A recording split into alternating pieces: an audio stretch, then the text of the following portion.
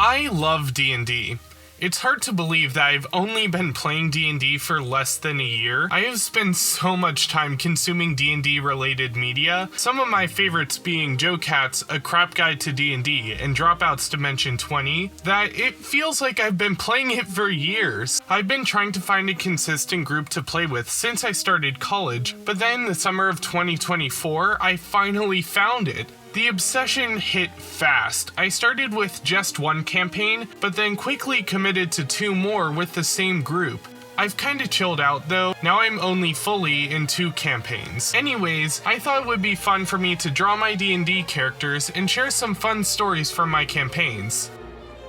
Flynn Nightfall was my first D&D character. When I first joined my current D&D group, the only thing I knew was I wanted to try out playing a cleric. I honestly didn't really know what I was doing though. I had never really played D&D before, not even with this group of people, so I didn't really know how to make a character with a name and a backstory and spells and abilities. So that's how I ended up loading up my character sheet with healing spells, despite my group not being super combat oriented. In terms of backstory, Flynn grew up in a small halfling village, and his family often attended the temple there. He was always very involved at the temple, volunteering and helping out the priest all the time. Eventually, the priest decided to make Flynn his apprentice, which he was super excited about. Flynn was a fast learner. His abilities as a cleric quickly improved. In some cases, he actually had better skills than the priest. He was well known throughout the village to be a great healer, and he had a close connection to their goddess, but this made the priest very jealous. So behind Flynn's back, he started spreading rumors that Flynn was a heretic and a false prophet.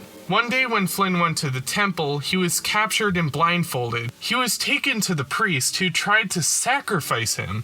But at the last second, he managed to escape with just the clothes on his back and some supplies he hastily collected. From then on, he traveled the world constantly on the run from the people from his old village. When he met the party, he was a bit cold at first. He didn't know who he could trust, but over time he opened up and became friends with everyone in some way. He definitely became the rules lawyer of the party, constantly trying to hold everyone back from causing chaos and destruction. I even gave him the monotone voice of a tired parent trying to raise a bunch of chaos gremlins. Like one time, the party casually destroyed a city after a series of events involving a character death and going completely insane. No, we do not have time to cover all of that.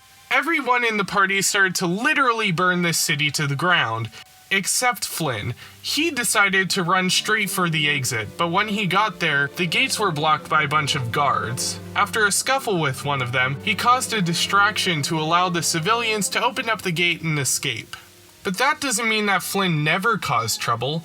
Like another time, the party was thrown into a Coliseum tournament. Now, Flynn is not a violent person unless he feels like his life is threatened. He was forced into a battle with a dragonborn that was 3 times his size. So I set up this really cool fight moment where Flynn ascended into the air using channel divinity in Steps of the Night, and then he stomped the dragonborn's head in with an inflict wounds. In the end, he did end up getting revenge on the priests that betrayed him, and he even built his own new temple so that he could stay close to his new friends. But after his character arc was done and the campaign was approaching the end of its first chapter, I was getting a bit tired of playing Flynn. So that leads me right into my next and newest character. Technically, Flynn was not my first character. I've had a few first characters over the years. The first time I tried to join a D&D campaign, I made a bard character named Tabitha. That's pretty much it. He only lasted for 1 session and he didn't have any backstory at all. But the next character I made was an owlin wizard named Marvin Maplewing. A bunch of people from my choir class wanted to play D&D, so after about a year of planning, we actually made a group, and I played this character for 1 session. Yeah, we were all really busy and I didn't get to do much of anything with him. I was really disappointed since this was the first character that I actually made a backstory for. But in my current group, I was pretty much done with Flynn's character arc and I was ready to play a new character, so I decided to revive the character that never was. With a new coat of paint, let me introduce Francois Silverfeather. At the time I'm writing this script, Flynn has been officially retired after the ending of the first campaign, so for the second part, which is set in the same world, I decided to play Francois. So far, he has only appeared in one session, but he has a lot of story to get through, and I'm really excited to see him grow and bond with the party. Francois M. Silverfeather is the youngest and smallest owlin in his family. They own a library at a local university that specializes in magic items and spellbooks.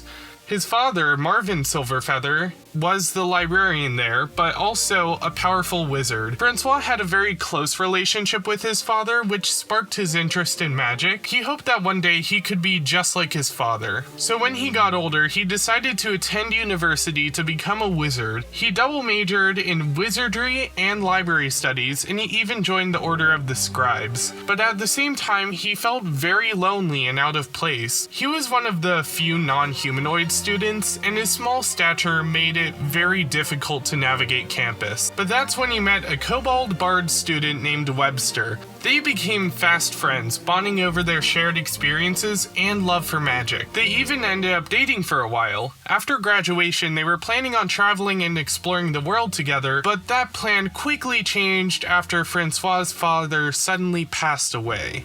He decided to head back home to be with his family, and he took over the duties at the library. He really liked his job taking care of the rare spellbooks and magical artifacts, but his favorite thing in the library was his father's old spellbook. About 10 years later, Francois was closing up the library for the night when a mysterious thief suddenly broke in. Francois tried to fight the thief, but they grabbed Marvin's spellbook, flipped to a page, and then disappeared into darkness. After that, he decided to explore and travel the world in search for his father's stolen spellbook.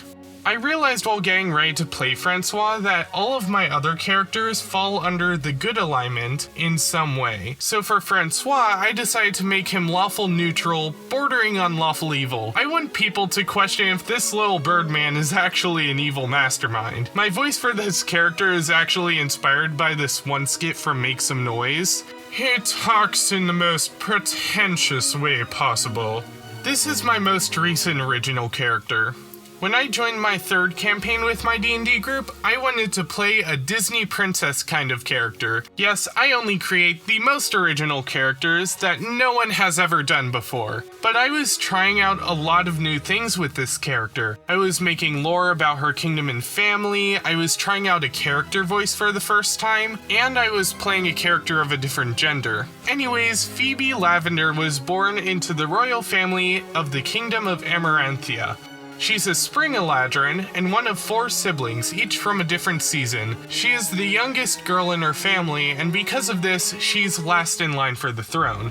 Quick side tangent, unlike the other party members, Phoebe's kingdom exists in the Feywild. For those of you who don't know what the Feywild is, it is a plane of existence that is parallel to the normal world that other characters live in. The Feywild is full of magic and supernatural things, and according to original D&D lore, it is where all elves and fae come from. Because Phoebe was last in line for the throne, she was never really concerned with her royalty status. She would often sneak out of the castle to explore the city and the forests, being very cautious not to be caught by dangerous people or her parents. She trained herself how to fight and use weapons, and she also connected with nature and the different animals she encountered. One day while exploring in the forest, she ran into a hawk that was trapped and injured. Phoebe freed the bird from the trap, wrapped it in a scarf, and brought it back to town to get some help. While looking for someone in town who could help this injured bird, she found a small potion stand run by an Autumn Eladrin druid named May Rose. After helping her gather the necessary potion ingredients, she helped Phoebe heal up the bird. He was so thankful for Phoebe's kindness that he became her familiar. She named him Raspberry, and they had so much fun exploring the forest together. Phoebe also started to sneak out to see May Rose. They started secretly dating, which was difficult because she was not really allowed to date because of her status as a princess. One day, her father announced that he made a trade deal with another kingdom. He received some extra soldiers for the army, and in return he gave up Phoebe's hand in marriage to one of their princes. Phoebe was so outraged by this that she packed up her things, grabbed Raspberry, picked up May Rose, and ran away. They went into a portal trying to escape the Feywild so they could be together, but they somehow got separated on the way. That's when Phoebe met the party. They traveled around together and got wrapped up in all sorts of shenanigans. Phoebe was kind of rude and selfish at first. She was solely concerned with finding her girlfriend, but she eventually became friends with everyone and she started to open up and be more nice and helpful. Unfortunately, I had to end her story short because this was the third simultaneous campaign I was involved in, and it was really weighing on my schedule. So after Phoebe reunited with her lost love, they left the party and made their way home, hoping they could patch things up with the king. Okay, so I do have one more D&D character, and I was saving this one for last. But this character is so special to me, I think he deserves a video on his own. So instead I'm going to talk about how this character was created, because that's a whole story in and of itself. So a few months into my first campaign with my current D&D group, one of the players asked me if I wanted to join a second campaign. It would be a short 4 to 6 session thing that would be a spin-off from our current campaign. I was super excited about this, and I immediately got into character creation. Now, the way I make my D&D characters is I choose a class that I want to play, then I form a character around that. I had a whole bunch of ideas for what I wanted to play. I love spellcasters, so I was looking at sorcerers, bards, wizards, but I was also interested in martial classes since I've never played one of those before. So I was also looking at fighter and monk and other classes like that. But I was also looking at Ranger because it's kind of a mix between the two. Then I remembered an idea that I had while driving home from work one day.